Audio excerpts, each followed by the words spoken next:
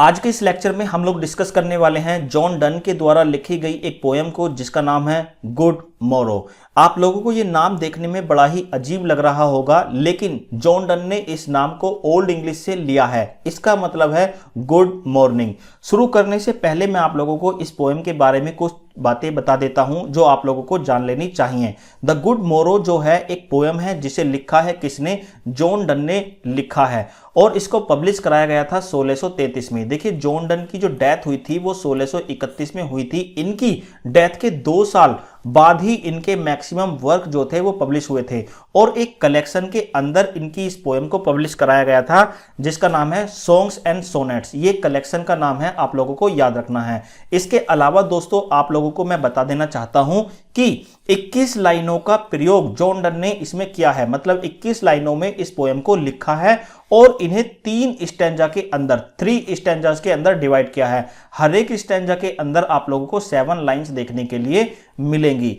इसके अलावा दोस्तों जो राइमिंग स्कीम है वो है A B A B C सी सी, इसकी राइमिंग स्कीम है। अब आप लोगों को 2 चीजें बड़े अच्छे से ध्यान रखनी है कि इसकी एक तो पब्लिकेशन ईयर जो 1633 है और एक इसका कलेक्शन जो सॉन्ग्स एंड सोनेट है कि किस कलेक्शन में ये पब्लिश कराई गई थी। तो 2 चीजें आपसे एग्जाम में पूछी जा सकती हैं। ये थे सारे के सारे इसके की फैक्ट। अब बात करते हैं इस पोएम की लाइन बाय लाइन एक्सप्लेनेशन की। I wonder by my truth what thou and I did till we loved। देखिए यहां पर जॉन डन कहते हैं कि मैं बड़े ही आश्चर्य के साथ सोचता हूं उस सच के बारे में कि जब तुम और मैं नहीं मिले थे तो हम उससे पहले क्या कर रहे थे।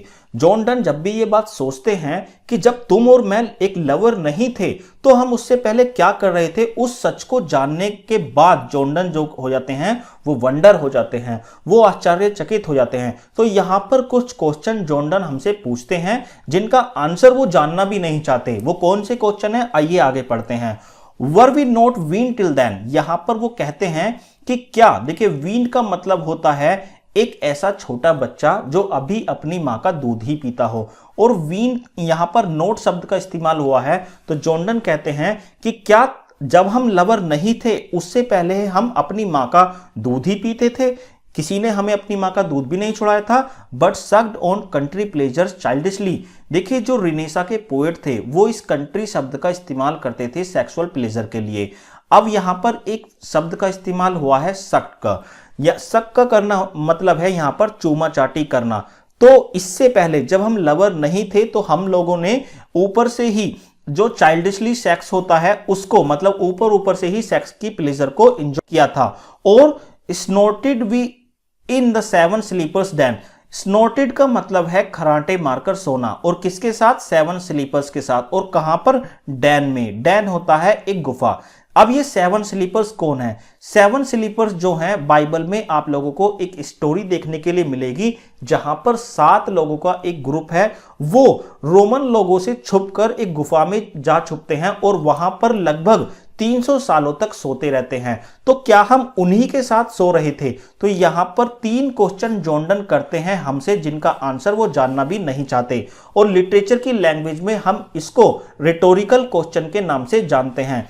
It was so but this all pleasures fancy be, ऐसा हो सकता है कि हम उनके साथ सो रहे हों, और जो फैंसीज का मतलब है यहां पर काल्पनिक, और जो भी बातें मैं आप लोगों को बता रहा हूं वो क्या हो? काल्पनिक हो। वो क्या हो? हमारा एक सपना हो। If ever any beauty I did see, वो कहते हैं कि मैंने कभी भी कोई भी कितनी भी सुंदर महिला देखी हो, कितनी भी सुंदर लड़की देखी हो, विच आई डिजायर्ड, जिसकी मैंने इच्छा की हो, और एंड आई गोट, और उसको मैंने पा लिया हो। It was but a dream of the, लेकिन तुमसे मिलने से पहले ये सारी की सारी चीजें क्या थी? एक सपना ही थी, सच्चाई नहीं थी। जब तक मैं तुमसे नहीं मिला था तो मैं सपने में ही जी रहा था। मैंने अपनी जिंदगी को तो तुमसे मिलने के बाद ही शुरू किया है। यहां पर जॉन डन ये कहना चाहते हैं। बढ़ते हैं अगले स्टेंजा की तरफ। एंड नाउ गुड मोरो टू आर वेकिंग सोल्स। देखिए जॉन डन यहां पर कहते हैं गुड मॉर्निंग, किसको? अपनी बिलव को, अपनी सोल को, अपनी लवर को जॉन डन कहते हैं क्या विश करते हैं? वो गुड मॉर्निंग विश करते हैं। Which watch not one another out of fear. वो कहते हैं कि हम एक दूसरे को देखने के लिए ना तो कोई डर है ना कोई जेलसी है, हम एक दूसरे को बड़े ही प्यार के साथ देखते हैं। और for love all love of other side controls and makes one little room and everywhere। यहां पर जॉन डन कहते हैं कि जो हमारा प्यार है ना वो एक दूसरे के लिए, चाहे हम एक छोटे से कमरे में भी हों, लेकिन वो क्या है हमारे लिए एवरीवेयर है, हर एक जगह है जहां पर हम विजिट करना चाहते हैं, हर एक ऐसा स्थान है जहां पर हम जाना चाहते हैं। हम चाहे एक छोटे कमरे में हों अपने लवर के साथ, लेकिन वो हमारे लिए पूरा का पूरा ब्रह्मांड है। और जो ये हमारा लव है ना उसने हमारी साइट को क्या कर दिया है, कंट्रोल कर दिया है। हम एक दूसरे के अलावा और कोई चीज देखना भी नहीं चाहते। Let's see discoverers to new world have gone. जो समुद्र में यात्रा करने के बाद जो लोग नए नए आइलैंड को सर्च करते हैं उनको अपना काम करने दो, उन्हें नए नए आइलैंड को सर्च करने दो। Let maps to other worlds on worlds have shown. और जिस तरह से लोग मैप को अपडेट करते हैं, मैप पर दिखाते हैं कि कौन सा आइलैंड कहां पर है, कौन सी कंट्री कहां पर है, उन्हें उनका काम भी करने दो। Let us possess one world each hath one and is one. यहां पर कहते हैं कि हमें तो उसी संसार में रहने दो, उसी वर्ल्ड में रहने दो जो हम एक दूसरे के लिए बनाकर रखते हैं। ईच हैथ वन, हम दोनों, मेरी लवर अपना एक वर्ल्ड रखती है और मैं एक अपना संसार रखता हूं। मेरा जो वर्ल्ड है, मेरी जो दुनिया है वो मेरी बिलव्ड है और मेरी बिलव्ड के लिए जो हूं मैं एक संसार हूं।